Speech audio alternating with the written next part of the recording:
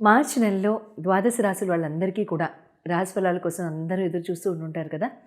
ఏ రకంగా ఈ మార్చి నెల ఉండబోతోంది అనేది ఈ మేషన్ మొదలు మీన రాశి వాళ్ళందరికీ కూడా మనం ఈ వీడియోలో తెలుసుకుందాం. అయితే ఈ మార్చి నెలలో రకరకాల అంటే మేజర్ ట్రాన్సిట్స్ ఉన్నాయండి. అంటే గోచార రీత్యా గ్రహాలు మారే వాటిని మనం ట్రాన్సిట్ అని అంటాం ఇంగ్లీష్లో. సో ట్రాన్సిట్స్ అయితే మేజర్ ట్రాన్సిట్ అయితే ఒకటి ఉంది. తర్వాత ఇంకా రకరకాల ఈ సూర్య భగవానుడు ప్రతి నెల ఆయన రాశి సంచారం చేస్తూనే ఉంటారు. చంద్ర భగవానుడు అయితే ప్రతి 2.5 రోజులకి ఆయన రాశి సంచారం చేస్తూనే ఉంటారు. తర్వాత ఇంకా మిగతా గ్రహాల యొక్క సంచారాన్ని బట్టి అంటే శుక్ర కుజ బుధ వీళ్ళని బట్టి, తర్వాత ఆల్రెడీ డైరెక్ట్ అయిపోయిన గురు భగవానుడిని బట్టి, తర్వాత రాహుకేతువుల యొక్క కరెంట్ స్థితిగతుల్ని బట్టి మనం చెప్పుకుందాం. ఇంకా వచ్చే నెలల్లో కూడా మేజర్ ట్రాన్సిట్స్ అనేవి ఉన్నాయి కాబట్టి ముఖ్యంగా మే నెలలో అయితే 3 మేజర్ ట్రాన్సిట్స్ ఉన్నాయి కాబట్టి సో వాటిల్ని కూడా పునస్కరించుకుని కొన్ని టిప్స్ నేను ప్రతి రాశి వాళ్ళందరికీ కూడా చెప్పడం వీడియోలో జరుగుతుంది. అయితే ప్రతి ఒక్క వీడియోలో కూడా ప్రతి ఒక్క రాశి వారికి కూడా ముందు ఒక సూచన in terms of an motivational statement అనుకోండి, in terms of an advice which is very precious అనుకోండి, అది నేను చెప్పడం జరుగుతుంది. So please be careful. ఏంటంటే ఆ పర్టిక్యులర్ అడ్వైస్ని నేను ప్రతి రాశి వాళ్ళకి రాసేటప్పుడు నేను ఆ నెల వీళ్ళకి ఏ రకంగా ఉండబోతోంది అనేది దృష్టిలో ఉంచుకుని మాత్రమే అది రాస్తున్నానే తప్ప it is not at all a fancy caption. So డెఫినెట్గా నేను అంటున్న ఆ పర్టిక్యులర్ స్టేట్మెంట్ని మీరు కనుక నెలలో ఎక్స్పీరియన్స్ కనుక అవుతున్నట్లయితే అంటే అది నేను సంతోషం అనే అన్ను, but at the same time అది ఉండకూడదు అని కూడా అన్ను. అది అవుతున్నట్లయితే ఈ పర్టిక్యులర్ సూచన ఏదైతే నేను ఇస్తున్నానో ఆ అడ్వైజ్ని చాలా జాగ్రత్తగా దృష్టిలో ఉంచుకుని మీరు లైఫ్ని ఏ మంత్లో నేను ఇచ్చే సూచనని బట్టి రెస్పెక్టివ్గా మీరు ఆ మంత్ని ఆ రకంగా కండక్ట్ చేసుకుంటారని ఆశిస్తూ మరి వీడియోలోకి వెళ్ళిపోదామా. మరి వృషభ రాశి వారికి మార్చి నెలలో ఏ విధంగా ఉండబోతుందో తెలుసుకుందామా. వృషభ రాశి వారందరికీ కూడా నేను ఇచ్చే మోటివేషనల్ టిప్ మార్చి నెలలో stay away from gossip, stay away from public talk, stay away from groups, stay away from phone calls. ఏంటి మాధవి మమ్మల్ని తలుపులు వేసుకొని కూర్చోమంటావా? లేదు, తలుపులు వేసుకుని కూర్చోవద్దు. చాడీలు వినకండి, మాటలు వినకండి, ఇతరోతర వీళ్ళు వాళ్ళు చాడీలు చెప్పుకునేవి ఇటువంటివి ఏమీ వినకండి. మంతంతా చక్కగా సుఖంగా ఉంటుంది. జనరల్గా వినకూడదు, ఒక నెల హ్యాబిట్ చేసుకుంటే తర్వాత పోతుంది. మీ రాశి యొక్క లార్డ్ వచ్చేసి శుక్ర భగవానుడు అండి. శుక్ర భగవానుడు మీకు 11వ స్థానంలో ఆయన సంచారం చేయడము, రాహు భగవానుడు బుధ భగవానుడితో కలిసి, గురు భగవానుడు మీ రాశి అందే డైరెక్ట్ అవ్వడము, శని భగవానుడు వచ్చేసేసి మీకు సూర్య భగవానుడితో పాటుగా మీకు 10వ స్థానంలో గోచారం చేయడము, కేతు భగవానుడు మీకు 5వ స్థానంలో, తర్వాత కుజ భగవానుడు వచ్చి మీకు 2వ స్థానంలో సంచారం చేయడం ప్రస్తుతానికి జరుగుతుంది.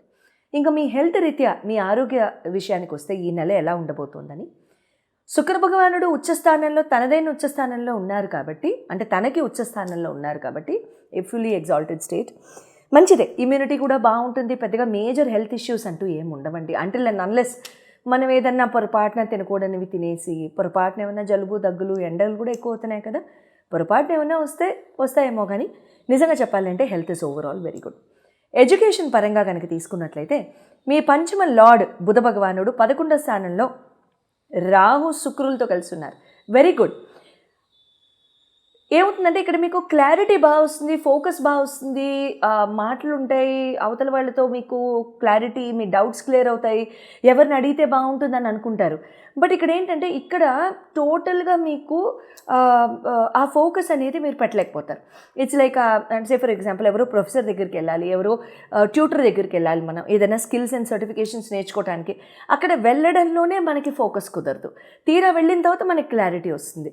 సో ఆ రకంగా మీరు బాగా ఫోకస్ పెట్టి చాలా చక్కగా డిసిప్లిన్డ్గా ఏ టైంకి చేయవలసింది, ఏ టైంకి పూర్తి చేయవలసింది కనుక చేసుకున్నట్లయితే మీకు చాలా చక్కగా ఉత్తరోత్తర చాలా బాగుంటుందండి. ఇబ్బంది అంటూ ఏముండదు.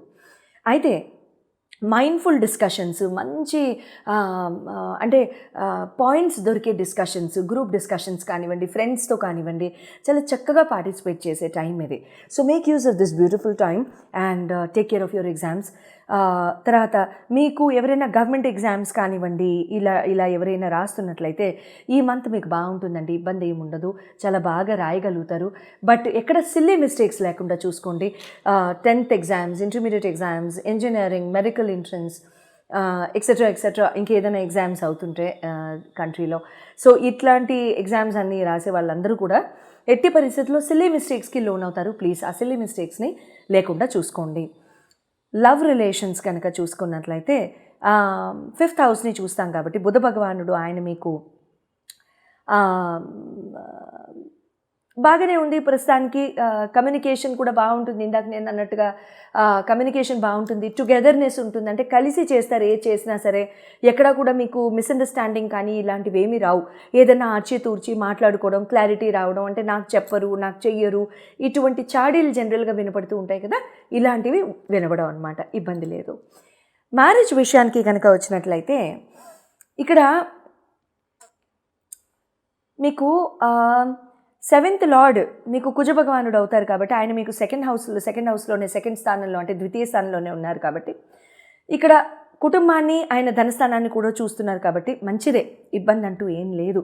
జీవిత భాగస్వామి జీవితంలో ఇంకా రాని వాళ్ళందరూ కూడా ఎవరైనా సంబంధాలు చూసుకుంటున్న వాళ్ళు సంబంధాలు చూసుకుంటాం, అలాంటివి చక్కగా చేసుకోవచ్చు. లేకపోతే ఎవరో పార్ట్నర్ నచ్చొచ్చు, సంబంధం నచ్చొచ్చు, పెళ్లి దాకా వెళ్ళడానికి అవకాశం ఉంటుంది. అండ్ మే తర్వాత సంబంధాలు కుదరడానికి అవకాశం ఉంటుంది. తర్వాత మ్యారీడ్ ఆల్రెడీ ఉన్న వాళ్ళందరికీ కూడా లైఫ్ పార్ట్నర్తో చాలా చక్కగా మంచిగా మృదువుగా లైఫ్ సాగడం కానివ్వండి, కమ్యూనికేషన్ బాగా ఉండడం కానివ్వండి, తర్వాత క్లారిటీ రావడం కానివ్వండి లైఫ్లో, ఇలాంటివన్నీ కూడా మొదలవుతూ ఉంటాయన్నమాట. సో అంటే క్లారిటీ లేని వాళ్ళకి కానివ్వండి, కొంచెం భయాలు, కాస్త గొడవలు, ఇటువంటి వాటితో వెళ్తున్న వాళ్ళందరి గురించి మాట్లాడుతున్నాను. ఫ్యామిలీ ప్లానింగ్ చేసుకుందాము అనుకున్న వాళ్ళందరూ like you ready for babies and stuff like that. So అటువంటి వాళ్ళందరూ కూడా మీరు it's an appropriate time and you can plan for your little ones and మీరు baby you can welcome your little ones. So ఈ time నుంచి కూడా మీరు చాలా చక్కగా మీరు ప్లాన్ చేసుకుని ముందుకు వెళ్ళిపోవడానికి అవకాశం ఉంటుంది.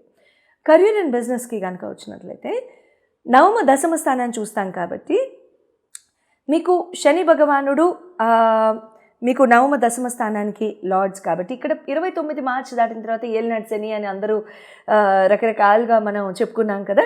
సో 29 మార్చి దాటిన తర్వాత శని భగవానుడు మీకు దశమ స్థానం నుంచి 11వ స్థానానికి వస్తున్నారు. ఇంకే వృషభం వాళ్ళని పట్టుకోలేము, అంతేనా? Very good, very good. అయితే మీకు ఆగిపోయిన పనులు కానివ్వండి, మీ అంటే గత 2-2.5 సంవత్సరాల్లో మీ ఎంప్లాయ్మెంట్లో కానివ్వండి, మీ బిజినెస్లో కానివ్వండి చాలా డౌన్ఫాల్ చూసుంటారు మీరు. అగైన్ శనినేమనకుండా, శని భగవానుడినేమనకుండా మనం అనుభవించాల్సిన కర్మ అయిపోయింది అని అనుకుని ఆ భగవానుడి దగ్గర సరెండర్ అయిపోయి మళ్ళీ అటువంటి తప్పులు మేము చేసుంటే మేము చెయ్యము అని ఆయన్ని నమస్కరించుకుని ఆయన వచ్చే కొత్త ఆపర్చునిటీని స్వీకరించడానికి మనం రెడీగా ఉన్నామని అనుకుని మీరు కనుక ఆయన ఎదురుగుండా చేతులు జోడిస్తే నమస్కార ప్రియుడు ఆయన, ఖచ్చితంగా లొంగిపోతారు ఆయన. ఓకే, సో ఎట్టి పరిస్థితుల్లోనూ మీరు దండం పెట్టుకుంటే కనుక చాలా చక్కగా మంచి జరుగుతుందండి.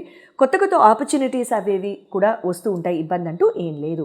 So career will take off. వృషభ రాశి వాళ్ళకి కొత్త ప్రమోషన్స్ రావడం, ఉద్యోగాలు రావడం, కొత్త ఆపర్చునిటీస్ రావడం, ఇలాంటివి కూడా జరుగుతూ ఉంటాయి. ఇక్కడ బిజినెస్ పరంగా చూసుకున్నట్లయినా కూడా మీకు ఏదైనా మేజర్ డెసిషన్స్ తీసుకోవాలి అనుకుంటుంటే మాత్రం 29-30 మార్చి వరకు ఆగండి. అంటే మాధవి నువ్వు 29 మార్చి అన్నావు కదా అని 30వ తారీఖు పొద్దునే కాల్ చేయకండి. ఎందుకంటే అక్కడ మీ చార్ట్లలో మళ్ళీ శని భగవానుడు గోచారీత్యా ఉన్నారా లేదా కూడా చూసుకోవాలి కదా.